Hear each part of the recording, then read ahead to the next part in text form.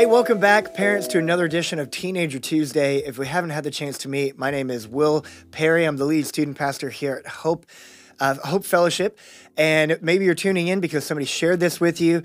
Maybe you watch every week. Please like, subscribe, share this video because like a lot of other series that we've done in the past, I think this one is going to be so prevalent to you, to your student, to the tension that you feel, a lot of parents feel between time outside, activities outside of church and inside of church. We're going to kind of focus on sports, but man, this can be applicable to theater, to band, to whatever activity and hobbies your students have. We're going to be talking about how do you balance sports and Jesus. And with me today in the next 3 weeks is Nate Stuckey. How are you, Pastor Nate? I'm good, man. Excited to be here. That's good, dude. I'm glad you're here. I love this topic. I think you're going to speak so much wisdom into it. And now a lot of parents might be thinking, like, who are you? Who is Nate Stuckey? Yeah, it's a great question. Well, like you said, my name's Nate. Yeah. I'm the student pastor here at our Prosper campus at Hope Fellowship Church. So I've gotten to walk through this with students a handful of times, man. This is something I'm super passionate about. Not only did I grow up playing sports, kind of trying to figure that out myself, but even recently I had a student just this last year named Jordan who now plays for the Philadelphia Phillies. Got drafted over the summer. Yeah. Literally is in Florida in the minor leagues. Crazy. And we've been like talking. Third round? Yeah, third round. That's signing bonus. Crazy. Insane. The whole thing. Yeah. And this man's like a Christ follower, wants to follow Jesus, but obviously incredibly serious about baseball. So how do we walk through that? How do we keep everything where it's supposed to be? It's been cool. Yeah, and balancing those too. For sure. And again, the big question we're not going to answer right away. We're going to talk more about this in a couple weeks, but is parents don't propose the question to me in a way of saying, does my student have to pick Jesus or sports? And I hope as a church, we don't portray it that way. For sure. Of if your student's not at church, they're not going to have Jesus, you know? Yeah. Because that's not the reality of even just life. Like people get busy, people go on vacations. Just because I miss a Sunday doesn't mean I miss Jesus on that Sunday either. Sure. You know? For sure. So I don't want parents out there to feel like you have to pick one or the other. So to kind of start this series, as we talk today, we're going to talk about a mindset. Next week, we'll talk about a couple other kind of mindset type of things. And then week 3, we're really going to dive into what are some practical ways to kind of balance that time, things that parents can do and everything. Yeah, absolutely. So Nate, what's this mindset that we're talking about? Yeah, so man, as I was just thinking about where do we start on this topic? I think the first thing that came to mind is just identity, man. Yeah. Like at the root of a person, who do I believe that I am? And what you see is that so often high-level athletes or people that have committed years of their life to sports can kind of start to believe that more than anything, I'm a football player, I'm a basketball player, I'm a baseball player who is a Christian. Yeah. But man, what you hope is that we can teach students to see that they are Christ followers who play baseball, or Christ followers who play football or basketball. And you might think, what's the difference? But I think it can be kind of pivotal to say, what is the most important thing in my life? Which one defines me? Is it sports or is it my relationship with Jesus? Yeah. Well, and filling in that blank is such a big deal. Or where you even put that blank in the sentence. You know, I'm a blank. I'm a tuba player, or I am a baseball player. Yeah. I'm a actress. I'm a whatever.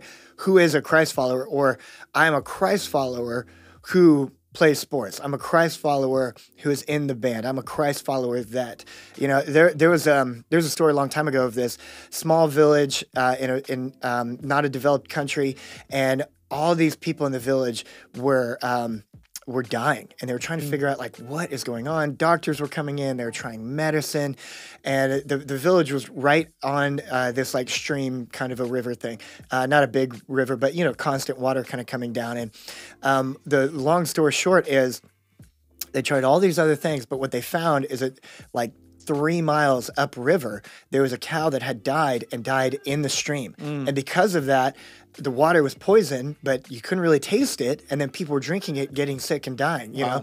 And so it's the idea, I love the idea of we're starting with identity because that's where everything flows from. Totally. I'm a Christ follower that fill in the blank, you know? Yeah. And you can't get those two things reversed, even if it feels like sometimes our time is more focused on one versus the other, or sports versus Jesus, right? Yeah, exactly. Yeah, and it's just because like the first reason that's such a big deal is because for all people, eventually, like sports end. Yeah, like at some point, it's true. Even for Jordan, who's playing professional baseball, like there will be a day where he's not playing baseball. Yeah, LeBron is still kicking, but I mean, he can't do it forever. Yeah, not forever. Yeah. Like at some point it will end. And that's something I was looking at, some statistics to look at high school athletes and how long their sports career lasts. And what I found is that only 2% of high school athletes play Division I sports. Oh.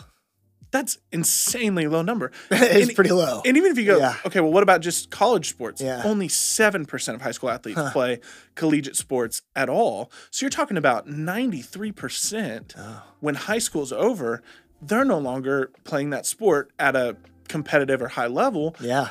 And what happens is if I was going to say all throughout high school, man, I'm a football player who is a Christian, and then I graduate high school and I don't play football anymore, you get left with this identity crisis. Yeah. Of wait, that's what defined me. Yeah.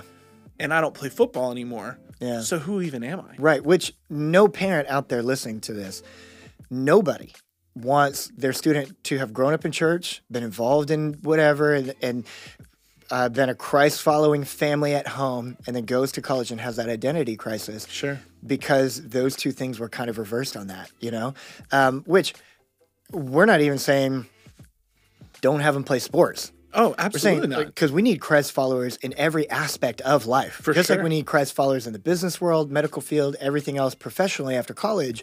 Like, God's kingdom is in sports also. And man, that could lead to so much influence. You just have to watch that tension with that identity. Yeah, it's about protecting yourself from putting your hope in something that will come to an end. I mean, I went to high school with a great basketball player. Literally, during basketball practices, we would have famous college basketball coaches coming in. Bill Self, Coach K. People coming to see him play basketball. It was unbelievable. And he was one of the top recruits in the country. Yeah. Right behind you, of course. Yeah, for sure. No, not at all. But literally, he got recruited. He ends up deciding to stay home, goes to play at University of Oklahoma, 4-year starter, Final Four finalist. And his senior year, he tears an ACL. And man, the thing about this guy is in high school, the most confident dude I've ever met. I mean, he was the coolest kid in school, but he ends up tearing an ACL as a senior. His basketball career comes to an end, and I ran into him a couple months after that, and it wasn't even like he was the same person. Yeah. He had a hard time looking me in the eye.